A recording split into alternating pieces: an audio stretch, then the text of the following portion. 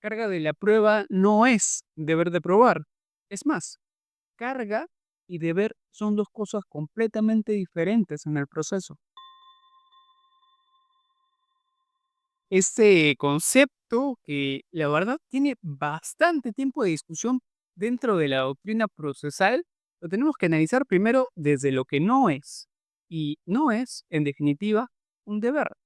Y no lo es porque si es que lo fuese, tendríamos que aceptar dos consecuencias derivadas de esto. En primer lugar, que si es que fuera un deber, tendría que poder exigirse coactivamente o coercitivamente. ¿Qué quiere decir esto?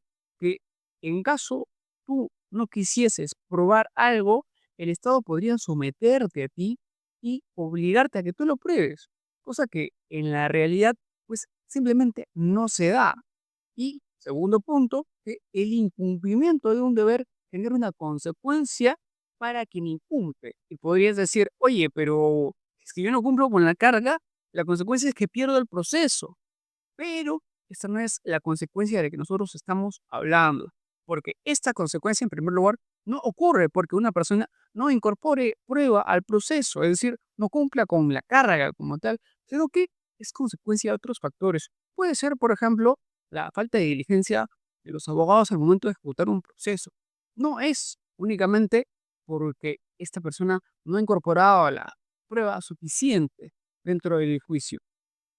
Un planteamiento sencillo para que este punto quede bastante claro es respecto del supuesto donde un litigante, al momento de afrontar su caso, tenía la carga de acreditar cada uno de los elementos que sustentan su pretensión o prueba. Pero este abogado, pues, por falta de diligencia, se ha olvidado de la prueba que va a acreditar uno de estos elementos. Supongamos que ese abogado es un fiscal y quien incorpora esa prueba que le falta a este abogado es el actor civil. En ese caso, de todas maneras, al momento de afrontar el juicio, esa falencia se verá suplida por la prueba del actor civil y puede que gane el proceso. Pero si es que nosotros decimos que la consecuencia del incumplimiento de la carga es el perder el proceso, de todas maneras, este fiscal, como no ha cumplido plenamente con la carga, en realidad ha incumplido su deber. Tendríamos que aceptar que por este simple hecho él pierde el proceso. La respuesta evidente es no, no, porque la consecuencia de no cumplir con la carga no es perder el proceso.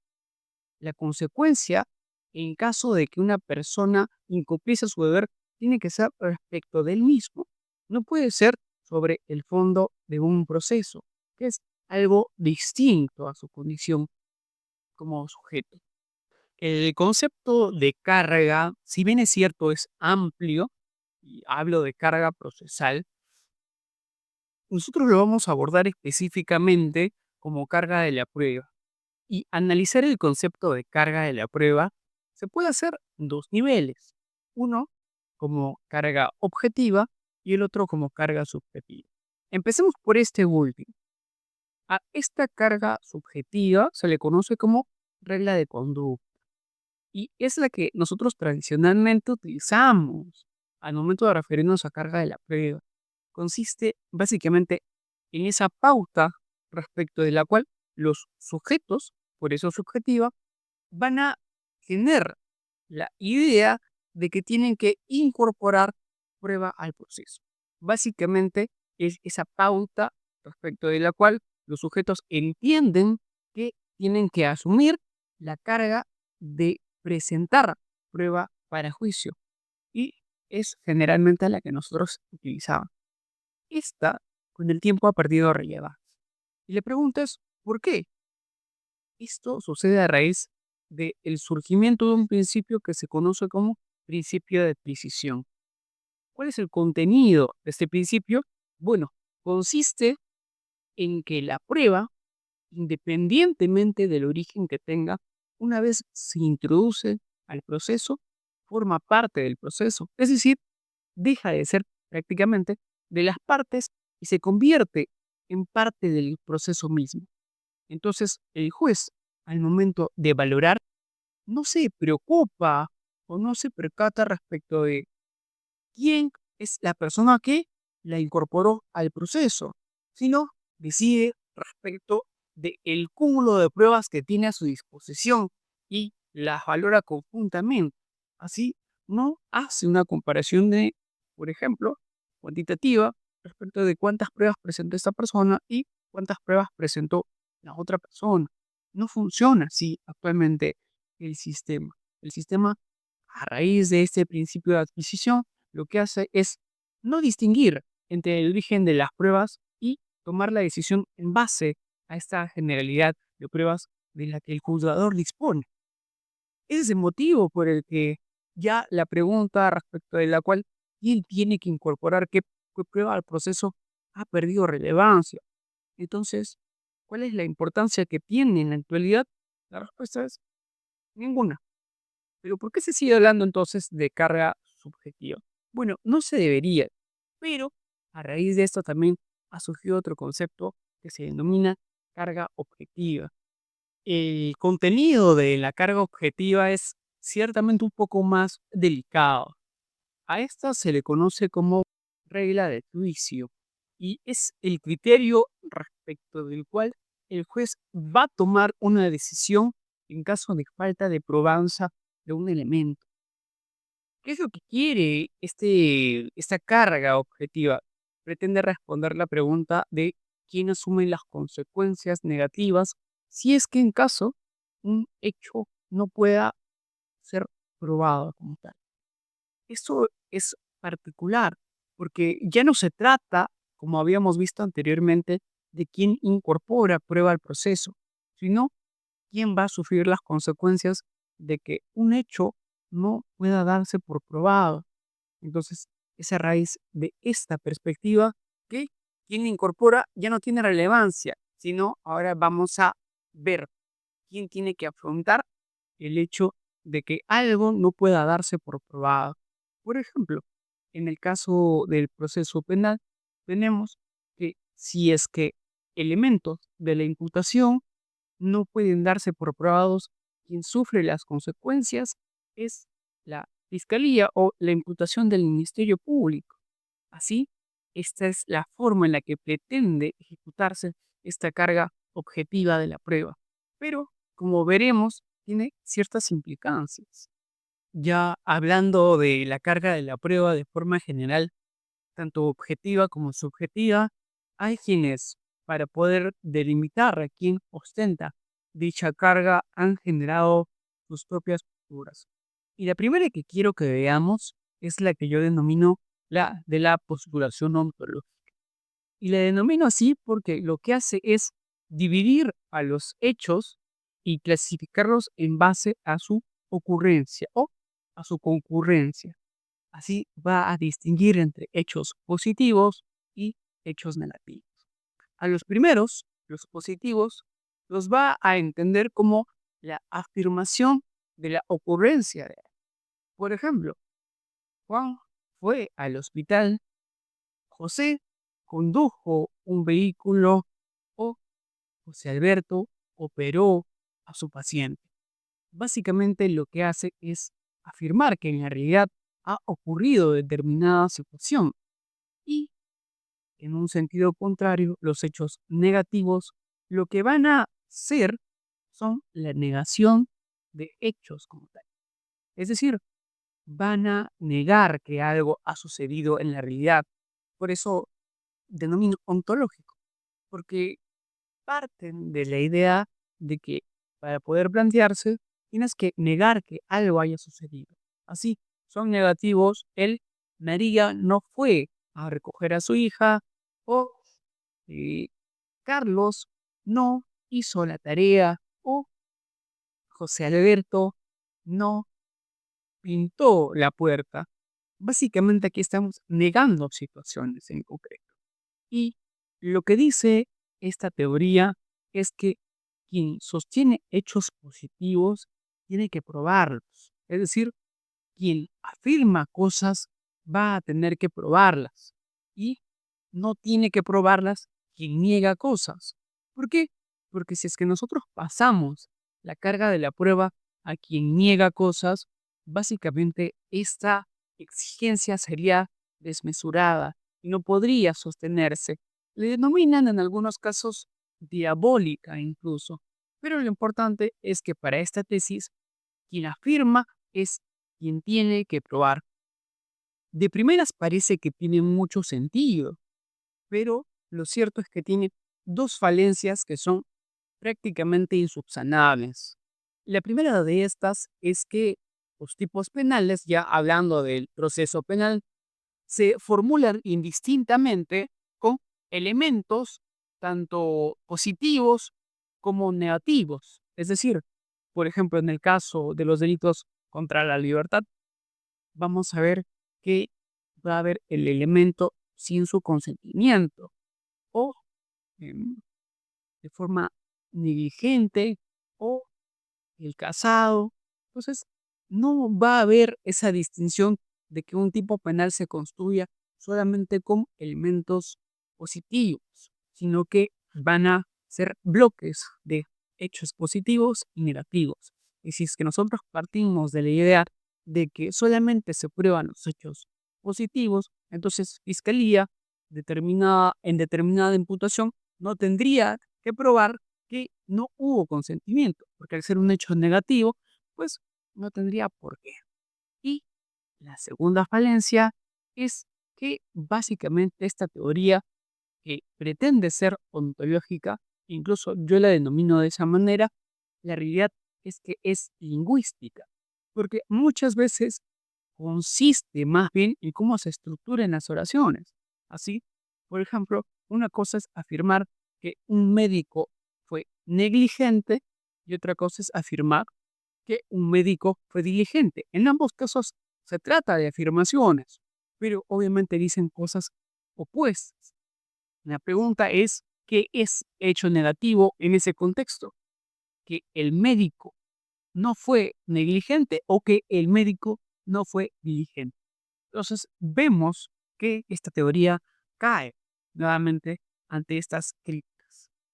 Una segunda tesis que yo denomino de la postulación jurídica ya no parte de dividir los hechos en positivos y negativos, sino que ahora tiene su punto de partida en las instituciones jurídicas.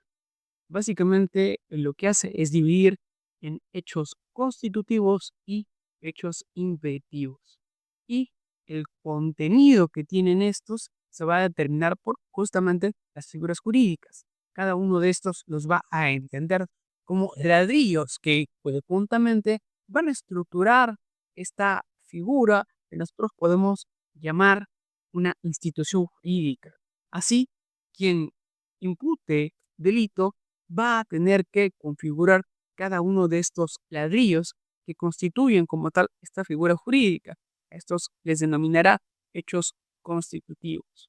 Pero respecto de los hechos impeditivos, va a decir que son aquellos que lo que hacen es impedir o romper esta, digámoslo así, atribución de la responsabilidad respecto del sujeto.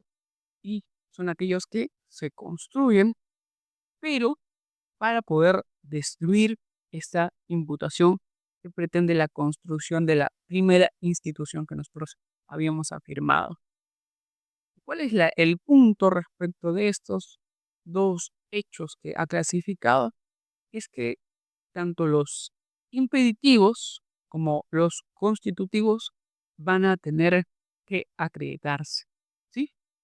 En el caso de los hechos positivos y negativos, veíamos que unos se acreditaban y otros no, pero en el caso de los hechos constitutivos y los hechos impeditivos, ambos van a tener que ostentar determinada carga. Para los hechos constitutivos, va a afirmar que obviamente la carga que requiere es mucho mayor y los hechos impeditivos tan solo en la medida que pongan en duda los primeros. Lo cierto es que, si bien es cierto, parece que esta tesis es un poco más compleja, ya llevándolo a un plano mucho más sencillo, lo único que hace esta postura es afirmar que quien afirme hechos va a tener que probarlos, sea tanto constitutivos como impeditivos. También va a hablar de los falsos impeditivos. Estos falsos impeditivos son no la afirmación de un hecho impeditivo, sino la negación de un hecho constitutivo. Por ejemplo, si es que nosotros decimos que en determinada imputación fiscal se le atribuye a este sujeto haber sustraído, una cosa es decir que el sujeto no sustrajo, que es la negación de ese hecho constitutivo, y otra cosa es decir que lo hizo pero con su autorización. En ese caso estamos afirmando un hecho diferente, que es un hecho impeditivo. Así, en realidad lo que estamos viendo es, nuevamente, que mientras tú afirmes hechos, vas a tener carga de la prueba. Y mientras únicamente niegues, es decir, no afirmes nada, no la tienes.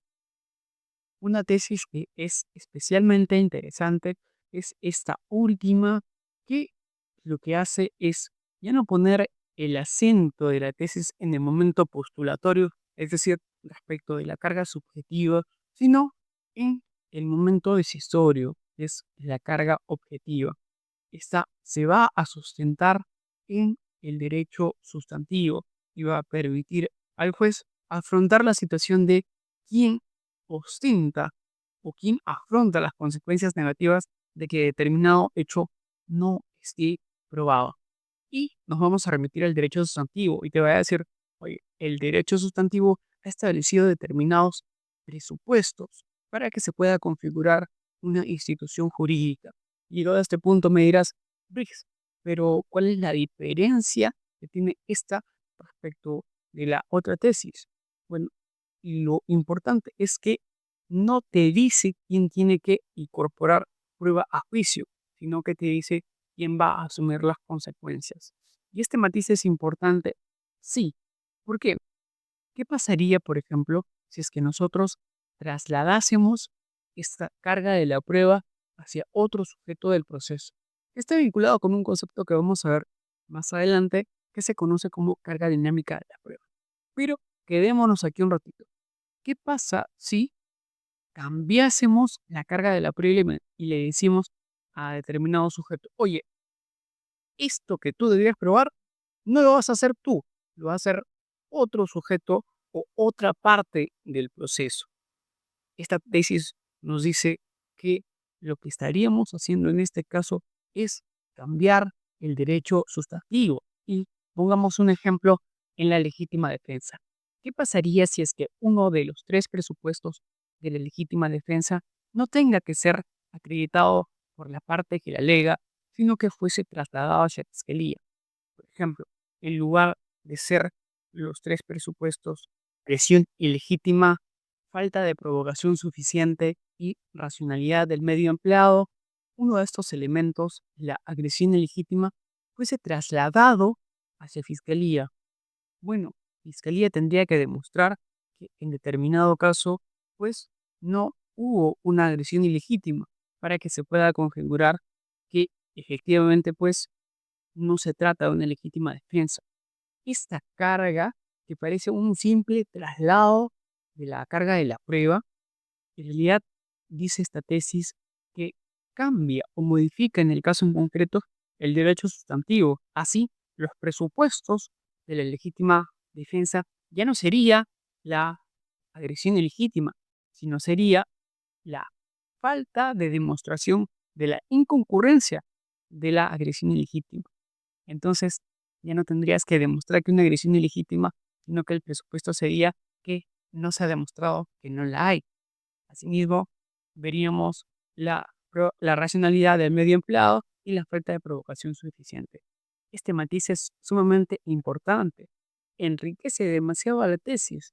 De todas maneras, ciertamente no logro ver que matice adecuadamente qué pasa en los casos en los que no hablamos de un hecho que no está probado, sino qué es lo que se hace cuando no se sabe si un hecho está probado o no está probado. Pongamos un ejemplo. ¿Qué pasa si nosotros alegamos una falta de acción, la ausencia de acción.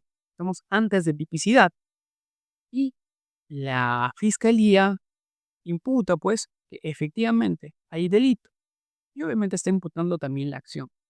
Pero si es que nosotros hemos incorporado prueba suficiente para poner en duda la existencia de acción y fiscalía tiene medios que también ponen en duda respecto de si es que hay o no hay, ¿qué tendría que hacer el juzgador en este caso?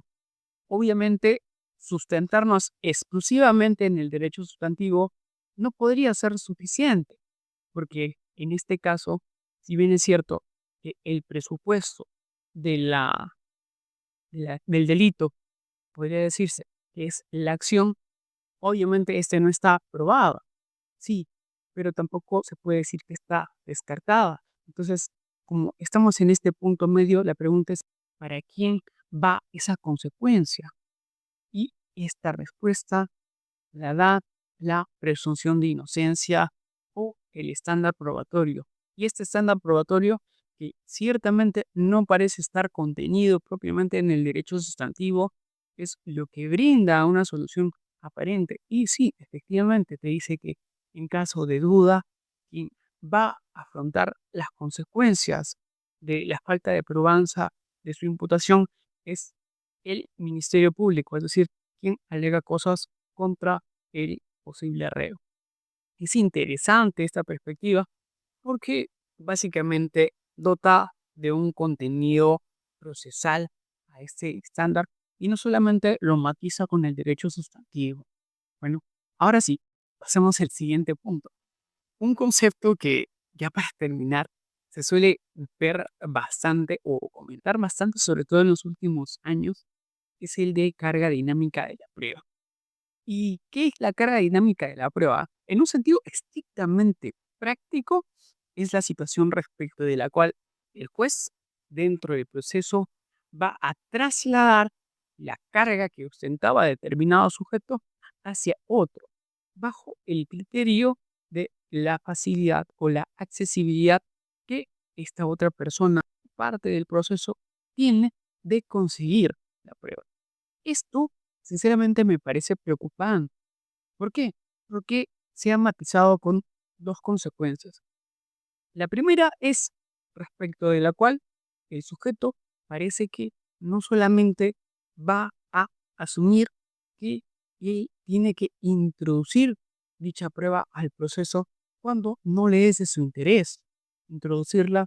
Y el segundo punto es que de no hacerlo en algunas legislaciones, lo que se está haciendo es ejecutar una presunción contra quien no la incorpore. Es decir, se te ha brindado a ti la carga de la prueba y tú no la has incorporado al proceso. Se presume entonces que como no lo has hecho es porque no quieres, porque sabes que no te conviene. Entonces hay una presunción de una falta de veracidad respecto de lo que afirmes sobre ese punto en concreto. Me parecen consecuencias que no tendrían que darse como tal. ¿Por qué? Porque creo que se están mezclando categorías. Cuando nosotros hablamos de carga de la prueba, estábamos hablando de aquella situación que va a tener consecuencias al momento de decidir respecto del proceso. Y decíamos que no es un deber como tal, pero hay algo que sí es un deber, y es el deber de suministrar pruebas. Cuando un fiscal te solicita a ti que brindes determinados documentos, eso no se trata de carga de la prueba. No decides si es que lo haces o no lo haces. Hay un deber que te impone a ti que tengas que hacerlo. Lo mismo sucede con el juez. Si es que, por ejemplo, tú no tienes acceso a determinado documento, le vas a solicitar al juez que ordene que quien tenga facilite dicho documento. Pero eso como tal no es carga de la prueba. ¿Por qué? Porque quien lo ha ofrecido o quien la pretende introducir al proceso eres tú. Lo único que estamos haciendo es exigir que otra persona la suministre. ¿Por qué? Porque tiene acceso a la misma. Esto yo creo que sí se debe entender como un deber y me parece que en la práctica se ejecuta así, pero es diferente a la carga. Que la carga básicamente implica esa serie de consecuencias respecto de las cuales el juzgador ha de decidir. que no es lo mismo que el suministrar prueba al proceso. Es una situación que se hace incluso a pedido de alguien distinto a quien la introduce. Eso sería básicamente el tema de hoy.